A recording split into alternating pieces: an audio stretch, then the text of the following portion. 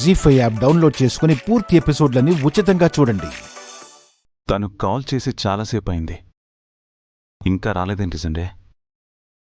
Maybe address మర్చిపోయింది Maria. లేదు Sunday, తను అడ్రస్ విషయంలో చాలా కాన్ఫిడెంట్గా ఉంది. అవునా? అక్కడ కూర్చోండి. అమ్మాను, అమ్మా నాన్న ఇంకా రాలేదేంటి? వచ్చేస్తూ ఉంటారత్తమ్మ.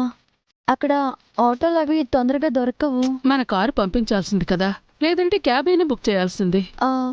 నాన్న వాళ్ళు వచ్చేస్తా అన్నారు కదా అని ఈ హడావిడిలో అంత ఆలోచించలేదత్తమ్మా. ఇప్పటికే వచ్చేయాల్సింది.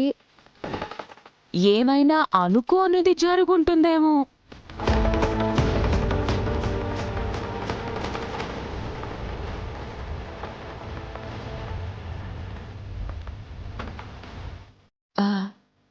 నా ఉద్దేశం అనుకోకుండా ఆలస్యమైందేమో, లేక ఏ ట్రాఫిక్ జామ్లోనో ఇరుక్కుపోయి ఉంటారు అని.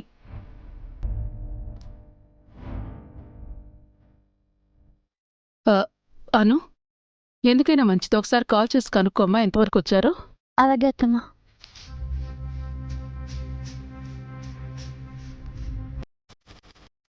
Sunday, Maria. తను హాస్పిటల్ నుంచి బయలుదేరిందో లేదో కాల్ చేసి కనుక్కో. ఓకే.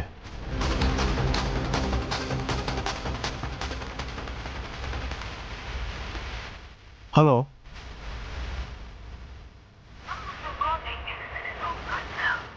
ఏమైందమ్మా?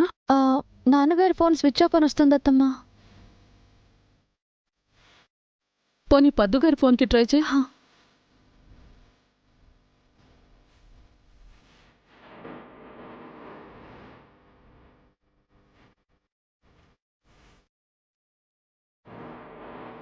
ఏమైందను?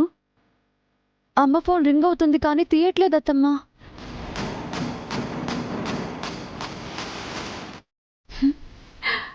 కిడ్నాప్ చేసి కట్టి పడేసుంటే ఎలా తీస్తారు? ఒకరి ఫోన్ స్విచ్ ఆఫ్, ఒకరు తీయట్లేదు అంటే కొంపదీసి యాక్సిడెంట్ ఏమైనా? మాన్సి, ఏంటా మాటలు? పూర్తిగా చెప్పనివ్వండి మోమిన్లా. యాక్సిడెంటల్గా ఫోన్లేవన్నా పోగొట్టుకున్నారేమో అంటున్నాను.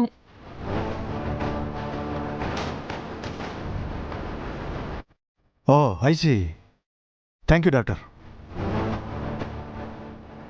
ఆర్యా, తను హాస్పిటల్ నుంచి బయలుదేరి చాలాసేపు అయిందంట.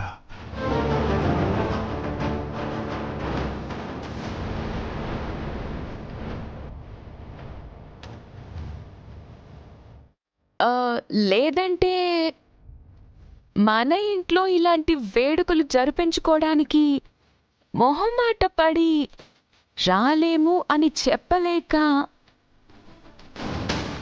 ఫోన్స్ తీయట్లేదేమో. అదేం లేదత్తమ్మా, వస్తామని చెప్పారు. మరి ఎక్కడా రారేంటి? సరే, ఎందుకైనా మంచిది నువ్వు మళ్ళీ మళ్ళీ ట్రై చేస్తుండమ్మా. సరే అత్తమ్మా.